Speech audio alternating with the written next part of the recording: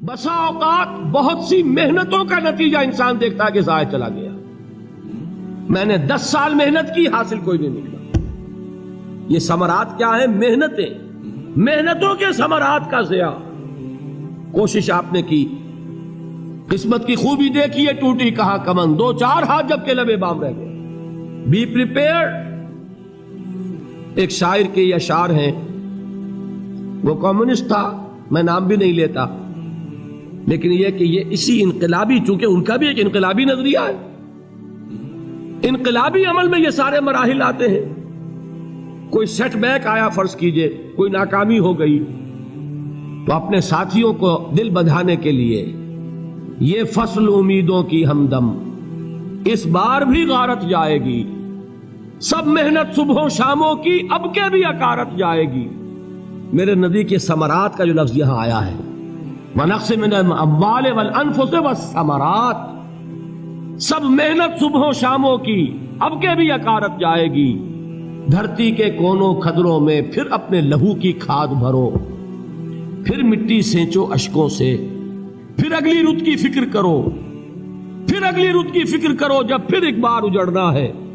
ایک فصل پکی تو بھر پایا، تب تک تو یہی کچھ کرنا ہے. ایک مقصد ہے سامنے، انقلاب برپا کرنا ہے. ایک کوشش ناکام ہو جائے کوئی پرواہ نہیں، نیکسٹ. پھر تیار رہو ناکامی کے لیے. ایسا نہ ہو جو انگریزی میں کہتے ہیں hope for the best but be prepared for the worst. ایسا نہ ہو کہ دوسری مرتبہ ناکام ہو کے بددل ہو جاؤ، تمہاری ہمتیں جواب دے جائیں. نہیں، پہلے سے تیار رہو کہ دوسری مرتبہ بھی ناکامی آئے تو آئے، لیکن جب تک کہ کامیابی حاصل نہیں ہوتی ہمیں یہ کام کیے چلے جائیں. دیکھیے سیرت میں آیا کہ نہیں یہ واقعہ. بدر میں مسلمانوں کو فتح ہوئی تو احد میں زک پہنچی کہ نہیں؟ 70 صحابہ شہید ہوئے کہ نہیں؟ اگر ان کی ہمتیں جواب دے جاتی تو گاڑی کیسے چلتی آگے؟ تو فرمایا وَلَنَبْلُوَنَّكُمْ بِشَيْءٍ مِّنَ الْخَوْفِ وَالْجُوعِ وَنَقْصٍ مِّنَ الْأَمْوَالِ وَالْأَنفُسِ وَالثَّمَرَاتِ. ہم تمہیں لازماً آزمائیں گے، خوف کی کیفیت سے، فقر و فاقے کی کیفیت سے، بھوک سے، جان کے نقصان سے، مال کے نقصان سے، محنتوں کے حاصل کے ضائع ہو جانے سے. وَبَشِّرِ الصَّابِرِينَ، اور اے نبی بشارت دیجئے صبر کرنے والوں کو. الَّذِينَ إِذَا أَصَابَتْهُمْ مُصِيبَةٌ، وہ کہ جب ان پر کوئی تکلیف آئے، کوئی مصیبت آئے، کوئی آزمائش آئے، قالوا انا للہ وانا الیہ راجعون، وہ یہ کہیں کہ ہم اللہ ہی کے ہیں، اللہ ہی کی طرف لوٹ جانا ہے. یہ وہی انداز ہے جو میں نے فارسی کا شعر سنایا تھا آپ کو کہ سرے تسلیم خم ہے جو مزاج یار میں آئے. وہ ہمارا مولا ہے، ہمارا آقا ہے. اگر اسے یہی منظور ہے تو ہمیں بھی یہی منظور ہے. میں نے تسلیم و رضا کی بات کی تھی نا، آپ کو کچھ شعر سنائے تھے. ایک شعر اور سنیے، اور یہ کس کا ہے؟ محمد علی جوہر کا. ایک مرتبہ جیل گئے، ان کی ایک بیٹی جوان بیمار ہوئی، فوت ہو گئی. باہر چھوڑا انگریز نے، جاؤ بھائی دفن کر دو بیٹی کو. دوسری مرتبہ جیل گئے، دوسری جوان بیٹی اسی مرض میں مبتلا ہوئی. اب یہ جیل میں ہے، خبر پہنچی کہ دوسری بیٹی کے اوپر بھی اسی مرض کا حملہ ہوا ہے. ایک نظم لکھی ہے جس کا آخری شعر یہ ہے، تیری صحت ہمیں منظور ہے لیکن اس کو نہیں منظور تو پھر ہم کو بھی منظور نہیں.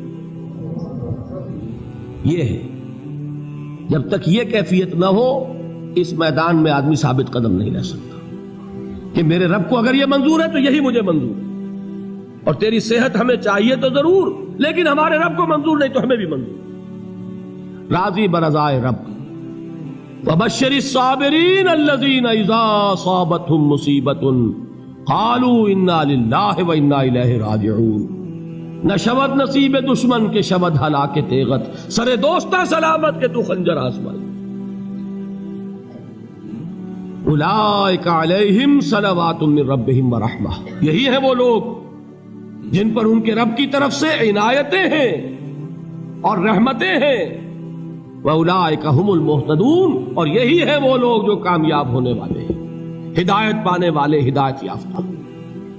اسی سورہ بقرہ میں ذرا آگے چل کر، یہ تو ہے 20واں رکوع، 19واں رکوع 21ویں رکوع کی پہلی آیت ہے لیس البر ان تولوا وجوہکم قبل المشرق والمغرب ولكن البر من آمن بالله واليوم الآخر والملائكة والكتاب والنبيين وآتى المال على حبه ذوي القربى واليتامى والمساكين وابن السبيل والسائلين وفي الرقاب وأقام الصلاة وآتى الزكاة والموفون بعهدهم إذا عاهدوا والصابرين في البأساء والضراء وحين البأس۔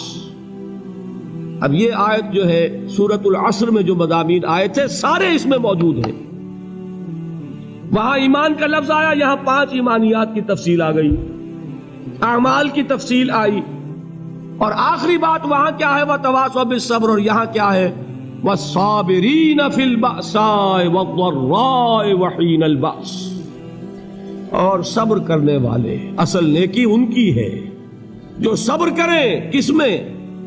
جنگ کے وقت، ذرائے، باسائے، باسا کہتے ہیں فقر اور فاقہ، واحد آئے گا باس تو اس کے معنی جنگ، اور باسا جمع میں آئے گا تو فاقہ، فقر، بھوک، اور ذرائے جسمانی تکلیف، ضرر، جسمانی تکلیفوں میں صبر کرنے والے، فقر اور فاقے میں صبر کرنے والے، اور جنگ کے وقت صبر کرنے والے، اولئک الذین صدقوا واولئک هم المتقون، یہ ہیں وہ لوگ جو صبر کرنے والے ہیں، یہ ہیں جو سچے ہیں، جو اپنے دعوے میں نیکی کے اور ایمان کے صادق ہیں، اور یہی وہ لوگ ہیں جو متقی۔ اگلی سورت ہے سورہ آل عمران، اس میں 2 لفظ آئے ہیں، آخری آیت یا ایھا الذین آمنوا اصبروا وصابروا ورابطوا واتقوا اللہ لعلکم تفلحون۔ دیکھیے یہاں صبر اور صابر جو تعلق جوہد اور جہاد کا ہے وہی ہے صبر اور مصابرت۔ صبر ایک طرفہ عمل ہے، آپ جھیل رہے ہیں، برداشت کر رہے ہیں، صبر علی المعصیہ، صبر علی الطاعہ، صبر علی الابتلاء، یہ سب کیا ہے؟ صبر۔ اور مصابرت کیا ہے؟ صبر کا صبر سے مقابلہ۔ یہ سورہ آل عمران، اب وقت نہیں ہے میں آپ کو سناتا اللہ تعالیٰ نے کیسے کیسے مسلمانوں سے کہا، مسلمانوں تمہیں زک پہنچی ہے تو انہیں بھی تو پہنچی تھی، ان کے 70 نہیں مارے گئے تھے بدر میں، ان کے حوصلے جو ہیں وہ تو پست نہیں ہوئے، وہ اگلے سال آ گئے تم پر چڑھائی کر کے، تم کیوں اتنا برا مان رہے ہو؟ تمہارے دل اتنے زخمی کیوں ہو گئے؟ تمہیں تکلیف پہنچتی ہے تو انہیں بھی پہنچتی ہے۔ اپنی غیرت جو ہے ہمیں ذرا اس کا جائزہ لینا چاہیے۔ لوگ باطل نظریات کے لیے کتنی قربانیاں دے رہے ہیں، لوگ باطل چیزوں کے فروغ کے لیے کتنی محنتیں کر رہے ہیں۔ جیسا کہ میں نے ابھی کہا تھا، اسی غیرت کو چیلنج کرنے کے لیے، ذرا آپ کی حمیت دینی کو جوش دلانے کے لیے، قادیانی نوجوان کتنی تعداد میں اپنے آپ کو دین کے لیے وقف کرتا ہے، اور آپ کتنے نوجوان ہیں جو اپنے آپ کو دین کے لیے وقف کر دیں، اور ہوں وہ کھاتے پیتے گھرانوں کے لوگ۔ یہ نہیں ہے کہ اگر کوئی اور کام نہیں کر سکتا تو پھر یہ ہے کہ وہ دین کے کام میں لگ جائے۔ باصلاحیت لوگ، کھاتے پیتے لوگ، ذہنی استعداد رکھنے والے لوگ، اونچے گھرانوں کے لوگ، وہ وقف کریں اپنے آپ کو دین کے لیے۔ اس کے بغیر کیسے باہر آ جائے گی، کیسے رونق آ جائے گی؟ تو دنیا میں باطل نظریات والے جو ہیں، یہ بات کہی گئی ہے، مسلمانوں تم اگر توحید کے لیے لڑ رہے ہو، دیکھتے نہیں ابو جہل کو، اس نے گردن کٹوائی ہے شرک کے لیے، شرک کے لیے گردن کٹوائے، اور تم توحید کے لیے گردن کٹوانے کو تیار نہ ہو۔ اس نے گردن کٹوائی کہ نہیں کٹوائی؟ اور کس طرح کٹوائی ہے؟ کیونکہ بڑا متکبر قسم کا، فرعون قسم کا شخص تھا، جب گردن کاٹنے لگے تو کہتا ہے ذرا نیچے سے کاٹنا، تاکہ جب تم نیزے کے اوپر چڑھاؤ میرے سر کو تو اونچا نظر آئے، معلوم ہو سردار کا سر۔ وہ بدبخت مرتے ہوئے بھی جو اس کی کیفیت تھی نا، اس کو ذہن میں رکھیے۔ تو یہ اس لوگوں نے قربانیاں دی، جانیں دی، تو فرمایا اگر تم ان سے زیادہ قربانی نہیں دو گے، یہ نوٹ کر لیجئے اس کو، مجرد اگر حق کو غالب کرنا اللہ کے ذمے ہو تو آنے واحد میں غالب کر دے گا، تمہیں تکلیف ہی دینے کی ضرورت نہیں۔ سمجھ رہے؟ کیا اللہ کے مقابلے میں کوئی باطل کی طاقت ٹھہر سکتی ہے؟ یہ تمہارے ایمان کا امتحان ہے، یہ تمہارے خلوص کی آزمائش ہے، یہ تمہارے امتحان کا ثبوت درکار ہے کہ اللہ تعالیٰ دیکھنا چاہتا ہے تم اس کے لیے اپنی جانیں قربان کرنے کو تیار ہو کہ نہیں، تم اس کے لیے تن من دھن لگانے کو تیار ہو کہ نہیں۔ اور یہ جان لو کہ اگر کفار اور مشرکین اور ملحدین اور باطل نظریات والے وہ جو کچھ قربانیاں اپنے باطل نظریات کے لیے دے رہے ہیں ان سے زیادہ اگر تم نہیں دو گے تو حق غالب نہیں ہوگا۔ انہوں نے جو صبر کیا ہے اپنے باطل نظریات پر، اگر تم اس سے زیادہ صبر کا ثبوت نہیں دو گے اپنے اس حق پر تو حق غالب نہیں ہوگا۔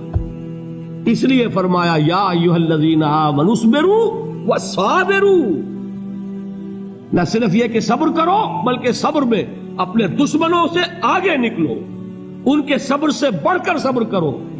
ورابطوا، مرابطہ کہتے ہیں چوکس رہنا، ہوشیار، پہرا دو، ایسا نہ ہو کہ دشمن جو ہے غفلت میں تمہارے اوپر کوئی حملہ جو ہے کر بیٹھے۔ واتقوا اللہ، اور اللہ کا تقوی اختیار کرو، لعلکم تفلحون، تاکہ تم فلاح پاؤ۔